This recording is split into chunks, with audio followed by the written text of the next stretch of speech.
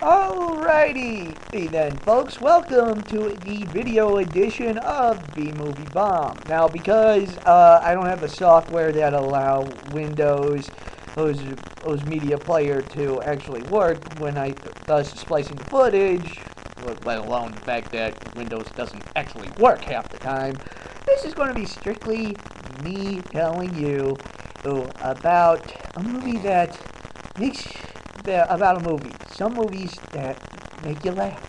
Some movies make you cry. This movie makes you ashamed to be a man. Makes you ashamed to even see. Makes you ashamed to even be alive. I am talking about the Stepford Wives remake, directed by a Muppet performer, Frank Oz.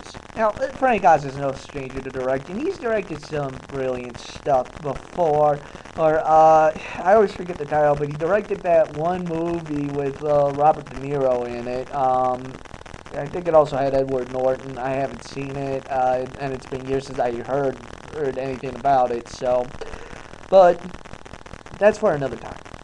This is about a bad movie he directed, namely the Stepford Wives remake. As many of you who might recall, the Stepford Wives was a 1960s film where it was Invasion of the Robot Body Snatchers, basically, and basically it was supposed to be a satire or whatever, or like a dark moral lesson on men who can't stomach femininity or something. I don't know. The lesson got lost on me. I hated the original, and so the remake didn't do me any favors. It is the worst American film I have seen, and I've seen Cruel Intentions too, if that tells you anything. Well, the original was about a woman photographer who was moving because I can't remember. Her husband relocated. She relocated. I don't know. Well, in the remake, it begins with a television studio talking about the new shows that are going to come. All of them reality, and all of them men against women, and the women win every time. In fact, the second reality show was a Temptation Island spoof, where the woman slept with everybody on the whole island, save for her boyfriend, and decided to dump the boyfriend. Well, the reason I'm saying this is because the boyfriend showed up to the press conference and nearly shot Nicole Kidman, who plays the main character. And, confidentially, if she wasn't in on whatever the Church of Scientology is giving them members, then she is now, or something, I don't know. How else do you explain her current career? You can tell I'm doing this on the fly, right? Alright, anyways. So, after being shot, the network pulls her aside and says her shows are too controversial, thus, she's fired. Now, what network does this? How many networks out there go, ooh, controversy, let's hear this? This Manchester, if not, I bring Fox, Manchester Prep, which would be some Cruel Intentions too. Who Wants to Marry a Multi-Millionaire? Everybody remembers that show, even those who don't have a TV know what the hell that show is about. And to top it all off, Married in America, where you, the people, the boat, which two random strangers got hitched. Living the American dream. Anyways, after having a nervous breakdown, Matthew Broderick, who plays the husband. Okay, I'm just picturing Nicole Kidman, Matthew Broderick, married. If this movie can bring 1 ounce of laughter. That was unintentional. Anyways, apparently she got fired, so he quit. She was the president. He was the vice president. It was their anniversary. The kid drew a picture of the man shooting mommy. Sorry, flashback. So, after an ounce of shock therapy, they decide to move to Stepford so she can chillax.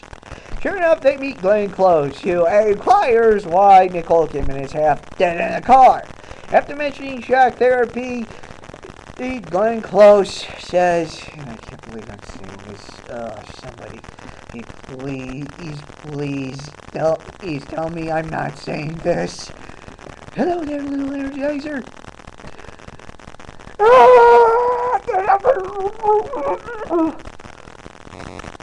That's some stuff I couldn't say. Well, after they get in and settle in, at first things are a little... The wives work out dressed as if they were June Cleaver on crack. Or for you otaku of this generation, Kasumi Tendo on crack.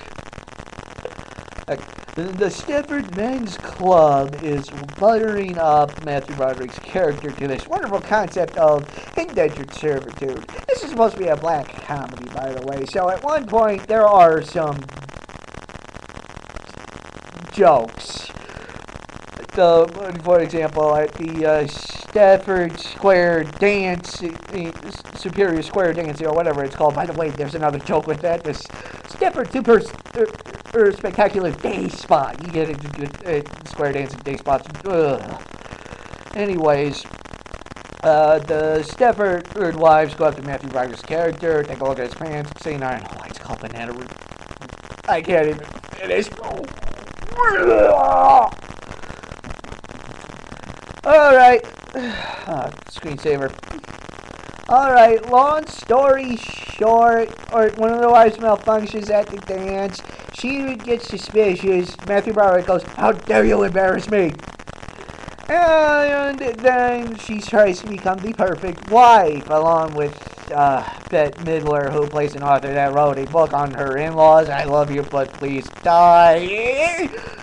That should be the title of this.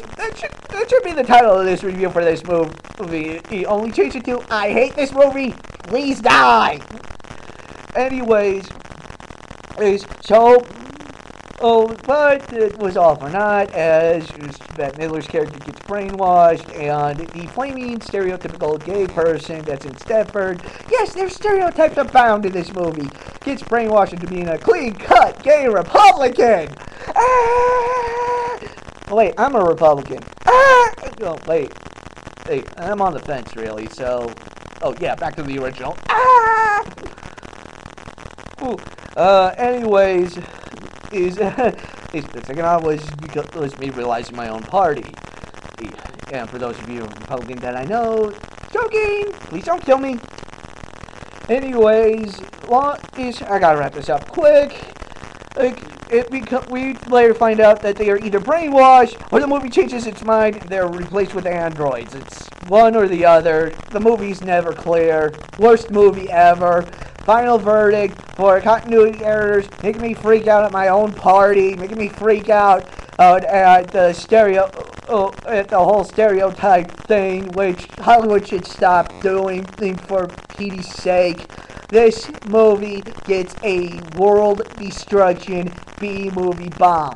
Do not see this movie under any circumstances. If you have to see a Stepford Wives, see the original. It's less painful, and it is not as stupid as this. Now, you'll excuse me, I gotta oil up the neighbor's wife. Her joints are squeaky. Gotta pay for next year's Anime Central somehow.